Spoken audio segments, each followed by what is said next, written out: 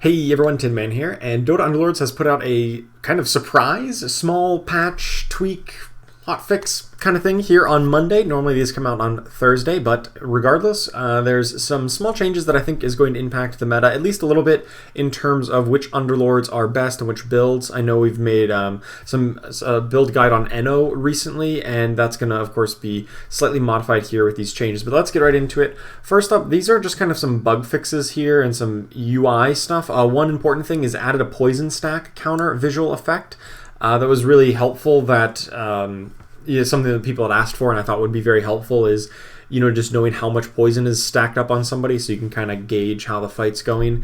You saw that previously with Batrider and his sticky napalm, but we didn't have one for poison. So now there's going to be a little green number next to people when they have poison stacked up on them. So that's a nice little thing. So a bit more clarity on what exactly is going on. Other than that, just some pathfinding bugs and some visual display bugs here. On to the actual Underlord changes that's going to affect balance. Nessix in Thrall, in the damage support in Nessix, her cooldown has been changed from 15 seconds down to 10 seconds. And that means she's going to cast this Enthrall ability 5 seconds faster into the fight. It sounds like a really big change, 15 down to 10 seconds. And I would say it's a pretty big buff because it'll be casting faster. And then if you successfully complete the Enthrall, you win and kill that unit, you're going to be getting them a lot earlier. I have a slight hesitation on it because on one hand, if you cast it earlier, you're going to have more of your units alive to focus fire down the Enthrall, but on average, their unit's probably going to be a bit healthier as well because, if you cast it very start of the fight, you may not be able to kill that unit from full health down to 0, but it does have a minus armor from Enthrall, so I don't think that's going to be a big deal. I do think this is a rather strong buff. I had already kind of placed this in damage support in Essex, the Enthrall in Essex, roughly in the middle tier of Underlords, probably like 4th or 5th best out of all 8. And so I think this is a really good buff, so that probably moves her up into top tier. Honestly, I'd have to play around with it a little bit, but she's definitely going to be mid to maybe high tier in terms of like the Underlord choices for which ones you want to be picking up. So I think this is a buff to a reasonably good unit or Underlord choice already. Now, the big change here, the bulk of this patch was about Enno. And so on release, he had, I guess I can say, some balance issues where maybe the healing version of Enno was a little bit underpowered, a little bit weaker than the Rabid Furball version, who had the all-out attack, which was arguably kind of frustrating to play against. I mean, I like the idea, but always rearranging entirely every single unit on the opponent's board was a little powerful, I'll say, and definitely annoying to play against. So they've made some adjustments. So let's go down line by line here. So when spinning, Enno is now going to prefer to target units that already have poison on them to keep the poison stacks stacking up. That was something that was really hard to tell that he wasn't doing that without the poison visual effect counter, but now that we'll be seeing that, he's going to be trying to keep poison up on units who already have it, and that makes a lot of sense because it gets more benefit the higher it stacks up. Escape Artist, Enno will now purge debuffs when he escapes. Honestly, I'm kind of surprised he didn't do that. So good that he does that now. A little bit more consistency that he's not going to be hit by, some, maybe his own poison, poison from the opponent rather. So he'll purge that off when he hops out of combat. Healing and Stealing build, this is the slightly underpowered version, and the target count on his Soothing Balm ability is going to be increased at most levels here.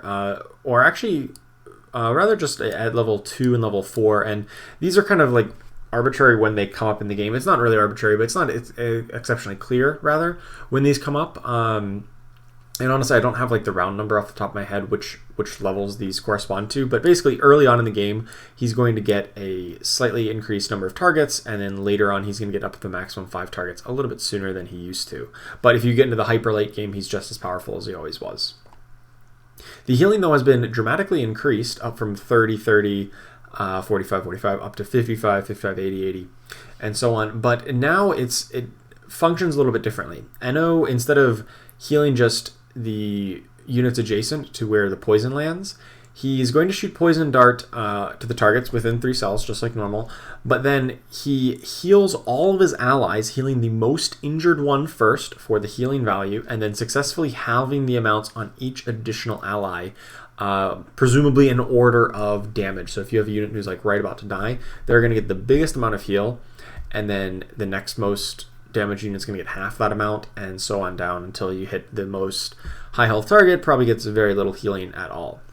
So I think this should be overall a net buff, and honestly could put his healing kind of closer to on par with something like healing support in Essex. I'd have to double check the exact healing numbers. It probably won't be quite as high as healing support in Essex because she heals everybody for a flat amount.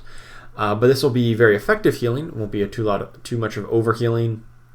And then also increasing his damage output with the poison darts. So overall, this is a solid bonus. I still think the Yoink ability, his ultimate or passive ultimate, is a little bit underpowered, I think, for what Enno's trying to do. Stealing the item sounds cool on paper, it really is, but it does feel a little bit lackluster. So I think this is still probably a lower tier build. I'd have to see exactly all these numbers play out, but my gut instinct is this is still a pretty low priority build to pick up, the healing and stealing Enno. And yeah, I wouldn't put a very high priority on this. You can play it in a bigger variety of comps now. Previously, you definitely want to have heavy melee, warriors and knights and brutes, etc., just so you could get the healing. But now this healing going out to the most injured targets really removes any kind of requirements or any kind of synergies with melee comps that he used to have. So feel free to play healing and stealing Enno with any build, really. Next up, the Rabid Furball, the arguably more powerful version. Previously, the Death Spin has had the same number of targets adjusted, and the damage output, though, has been nerfed a little bit. So he does do a little bit less damage at every level here, or at most levels, from 30, 35, 40 down to 30, 30, and so on. So a little bit weaker on this version, and that's fine because he was already pretty strong. But his all-out attack has also been adjusted, where the cooldown, instead of casting 15 seconds in the fight, will now cast 12 seconds into the fight. And instead of looping up everybody, he's going to just launch the all-out attack against all enemies within 2 cells of him. And then he'll still apply the 5 stacks of poison and displace those victims on a random cell. And it says here that enemies not involved will watch their crewmates just get torn to pieces. But I did a quick test in the freestyle mode, and it actually seems like everybody kind of just pauses and just watches the all-out attack because they're like, oh my god, just like, look at that. And it seems like everybody, both your team and the opponent's team, both do this kind of like, just put the battle on pause for a few seconds. So it still retains some of that utility to let your cooldowns kind of come up and maybe, do whatever needs to happen for a few seconds of that attack. So it's not like, oh, your opponents are just going to all be stunned and you just start attacking them.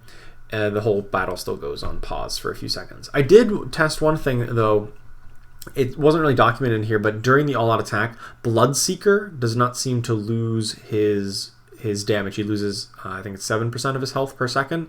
That does not happen when all-out attack is occurring, and he's just kind of standing there watching. He does not continue to bleed thanks to his own passive. So that's kind of nice that they fixed that. I don't know if it was really it wasn't a bug. It just seems like a very unintuitive and like feels bad kind of gameplay mechanic. So good to see that has also been fixed. That's kind of an undocumented changes, but I did just test that out and confirm it, as well as this fact that it's really everybody who's not involved, not just enemies not involved. It seems like everybody who's not involved just gets to stand and watch there for a few seconds.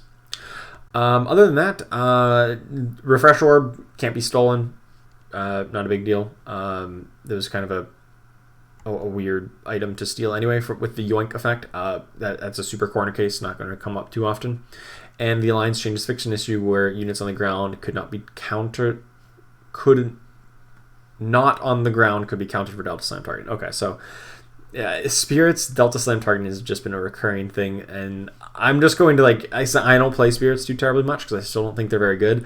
I'm just going to take them at their word that this is just constantly fixing the AI on Spirits, and eventually they might get to a good spot, but I don't think they're there just yet, and this change doesn't make that big a difference. I think the biggest change here is that all-out attack from Enno is now not going to hit everybody. It's just going to hit people right next to him, so that should be a lot less frustrating to play against.